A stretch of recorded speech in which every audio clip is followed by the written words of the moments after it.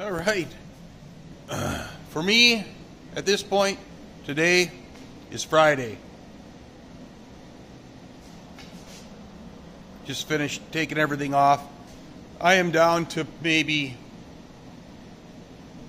seriously 5 minutes. In 5 minutes, I can get all this off. Now, of course, I didn't have it all lined in that. I was just trying to check fitment on, well, on everything. And the wax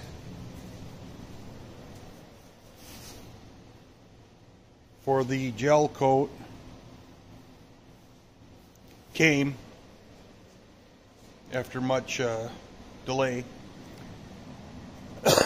Excuse me. And I'm planning on a strong day tomorrow because today is a Friday. And tomorrow I'll get in and I'll prep and finish those out in gel coat. I will continue on this, probably between the cure phases on the gel coat. I'll get in and work on the jams. I haven't moved a significant amount from that, from the last video, or whatever you want to call it, segment. But when I finished this up, I consumed the rest of my Evercoat Gold, and that should be in the mail, hopefully today. If not, that's going to be a little bit of a restriction. But I can obviously do what I didn't want to do, which is flop to the other side back and forth, and and get the fiber fill in, and then come back and do the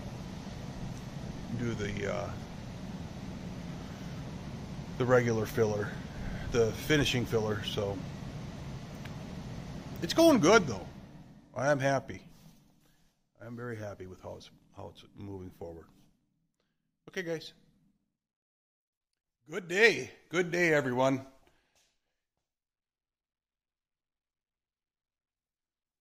What's missing in this picture? The bodywork. You can't see it. I got my instructions. I am not experienced in rolling gel coat. I'm experienced in fiberglass, but very limited mold making. And most of the molds that I made, I've made molds, plugs, molds, and pieces, but it winds up being without gel coat. So I think once in my life I've used gel coat on the inside of a mold. So, and that was long forgotten. But anyway, this was the repair on here. You can see that there's, it's a little bit wet yet still, but you can see some of the texture. It flows out, but it doesn't flow out dead smooth like spraying it inside of a mold. And the texture's fine because I'm going to do another application of without wax, resin without wax, and then I'll come back and introduce the wax or the sanding coat on the last one. But coverage is good. You can see, the hint. This is first coat now again. You can see the hint of the fiberglass underneath it, but it is coming around. So here, same thing. You can see the hints, but it's not difficult to put on, and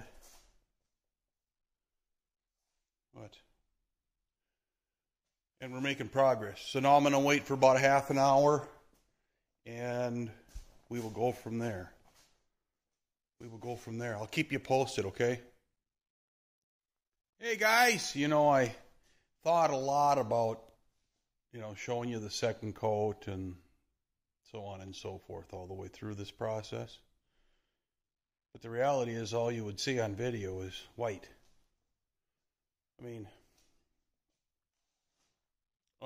the shadows are gone, I guess, and all of that stuff. But this is the final coat. The final coat. This has the wax in it. And you can see, as I move across the light, you know, you can see the different coats where I ended and the next coat and all that. And of course this coat is the widest band because a fair amount of this coat's going to come off. But with the wax, it'll lock in, displace the oxygen in there, and then fully cure down to the surface. I did, you know, with the foam brush, you have a couple of options. You know, you can roll it on like rolling it on a piece of wood or metal, and it's the same thing. The more pressure you have, the thinner the paint is. And so very light pressure, almost just, you know, barely beyond the weight of the roller, you know, the paint on the roller, barely beyond that, just to maybe a little bit of pressure just to make sure you don't leave striping and stuff. Even though in this particular case, I'm going to block this all down, right, with 80, and then work up to 180 because it's getting painted. You know, if it were a boat, you'd probably start, you might want to block the high spots at 80 and then work to 1200 and then 2000 and then polish and all that, you know, to get it to where it needs to be. But in any event, I'm pretty happy with it. It was not, I was a little nervous, of course, you know, like anything that you don't have a lot of experience with. You know, I understand the principle, but, you know, the practice is always a little bit more, you know. We watch YouTube videos, all of us. We watch YouTube videos to learn techniques and things like that within the trade, but the one thing that YouTube doesn't give you is experience, right? You learn from experienced. That's the key. And then you got to go try it. Well, the nuances with anything are what drives the experience, right? Doing it wrong gives you the opportunity to learn what not to do. Anyway, now it sits for probably several days, but at least 24 hours before you can get on it. But she's got to sit.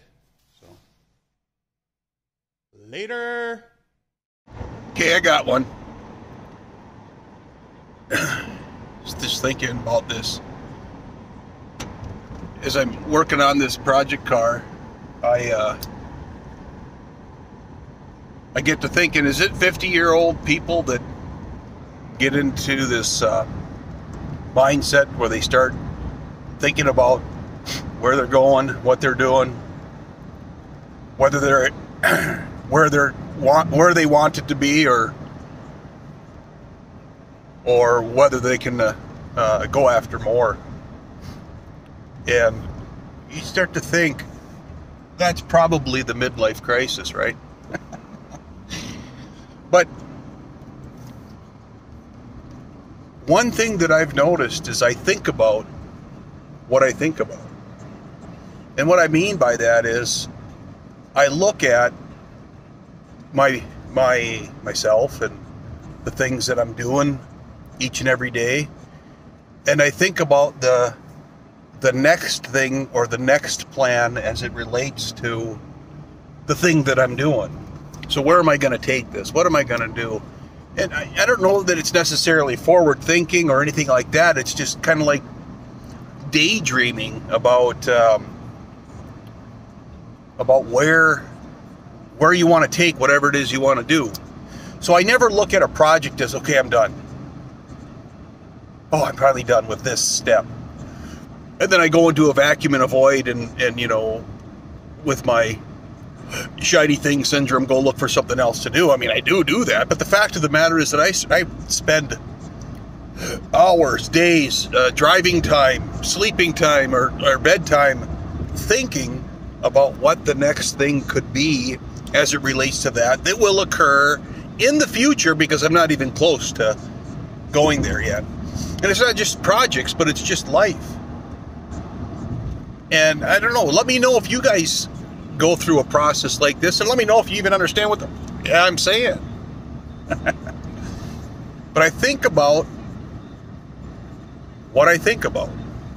And I think about where it's going, and not instantaneously. And I think what happens is that microcosm, that little excerpt of time, whether it be a project or a conversation with somebody, or in my role, I'm a manager, so where I'm providing instruction for another employee or something like that.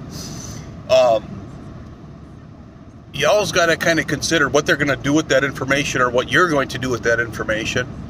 And so you maybe you think about consequences.